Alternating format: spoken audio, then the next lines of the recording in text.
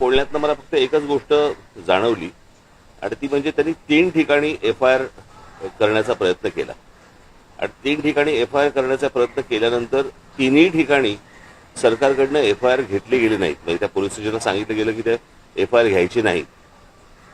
मला इथेच जास्ती मला संशयाची सुई ज्याला आपण म्हणतो की बाबा इथे सरकारला असं का वाटतंय किंवा पोलीस स्टेशनला का घेऊ देत नाहीत. म्हणजे ज्यावेळेला ते मरीन ड्राईव्हवरती गेले त्या पोलीस स्टेशनला गेल्यानंतर तिथले जे कोणी अधिकारी होते ते त्यांचा FIR लिहून घेत होते, टाईप करत होते आणि टाईप करत असताना इतक्या DCP आले तिथले आणि त्यांनी सांगितलं की नाही FIR लिहून नाही घ्यायचा म्हणून. तर हे कशासाठी आहे मला असं वाटतं याची उत्तरं जर समजा काही नसेल त्या तो निव्वळ अपघात असेल, जर तो घातपात नसेल, पण जर समजा त्यांच्या घरच्यांनाच कोणाला तरी जर समजा त्याबद्दल जर समजा काही संशय असेल किंवा चौकशी नीट व्हावी यासाठीचा तो समजा FIR त्यांना करायचा असेल तर त्याला अडथळे सरकारकडनं का आणले जात आहेत. आज सुनेत्राबाई तिकडे बसलेले आहेत, उपमुख्यमंत्री म्हणून बसलेले आहेत. मला असं वाटतं त्यांनी पण या गोष्टींचा विचार केला पाहिजे कारण त्यांचेच ते पती होते आणि त्यांच्याच पतीच्या अपघाताबद्दलचा हा FIR आहे आणि सरकारकडनं असा दबाव येतोय की तुम्ही FIR घेऊ नका. मला यात काही राजकारण मला काही माहिती नाही की नक्की काय चालू आहे ते, पण FIR करताना ज्या वेळेला अडथळे आणले जातात म्हणजे ज्या राज्यामध्ये सांगितलं गेलं की तुम्ही कोणीही FIR नोंदवू शकता आणि नोंदवू शकता म्हटल्यानंतर जर समजा FIR नोंदवायला गेलेल्या माणसाला जर तुम्ही अडथळे आणत असाल तर काही काळबेरं आहे का याच्या मागे असा संशय निर्माण होतोच ना. आणि मला असं वाटतं हे सरकारच संशय निर्माण करते. जर समजा त्यांना काही त्यांचं म्हणणं मांडायचं असेल, त्यांना जर FIR नोंदवायचं असेल आणि चौकशी त्या पद्धतीने व्हावी अशी जर त्यांची अपेक्षा असेल तर यात गैर काय.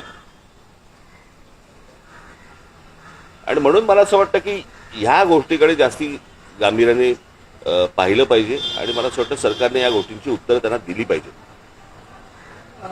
CBI आणि CIDची चौकशी तेही कुठपर्यंत आले अजून CBI चौकशी जी आहे मला असं वाटतं की ब्लॅक बॉक्सचं पण अजूनपर्यंत काही कळलेलं नाही काय झालं आणि काय नाही ते. म्हणजे किती विमान कितीही डिस्ट्रॉय झालं तरी ब्लॅक बॉक्स हा कधी डिस्ट्रॉय होत नसतो. त्याचंही काय झालं अजूनपर्यंत समजत नाहीये आणि नक्की म्हणजे सरकार मला असं वाटतं की हे संशयाची भूतं नाचवते या सगळ्या गोष्टींच्या मागे. आता ह्याचं काय त्यांना त्याच्यातलं काय राजकारण आहे मला काही माहिती नाही. माझा सोपा फक्त एकच गोष्ट होती की FIR नोंदवून का नाही घेतलं जात आणि तो नोंदवून नये याच्यासाठी सरकार का प्रयत्न करते याची फक्त उत्तर सरकारने द्यावी.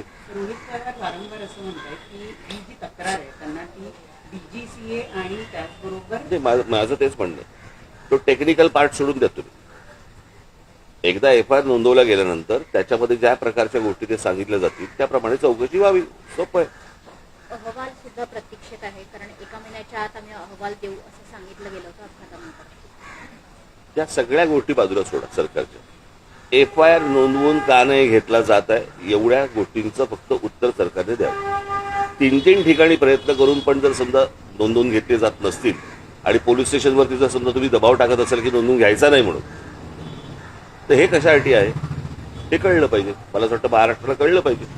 रोहित पवार आमदार आहेत आणि अजित पवारांच्या मृत्यू प्रकरणात ते FIR नोंदवू पाहत त्यांचा FIR जर नोंदवला जात नसेल तर सर्वसामान्य माणसाचं काय करायचं.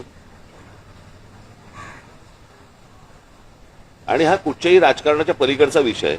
मला असं वाटतं की आपल्यातली एक व्यक्ती गेलेली आहे आणि इतका दुर्दैवी अपघात हा कोणाचाच अपघात होऊ नये, इतका दुर्दैवी तर होऊच नये. आणि अशा सगळ्या परिस्थितीमध्ये जर समजा काही गोष्टी जर त्रुटी असतील त्या त्रुटी जर समजा FIR मध्ये मांडायच्या असतील तो मांडला दिला जात नाही. मला असं वाटतं की हे काहीतरी आपण कुठेतरी भलत्या लेवलला महाराष्ट्र आपण घेऊन चाललेलो आहे एवढंच फक्त यातनं दिसतं, अजून काही दिसत नाही.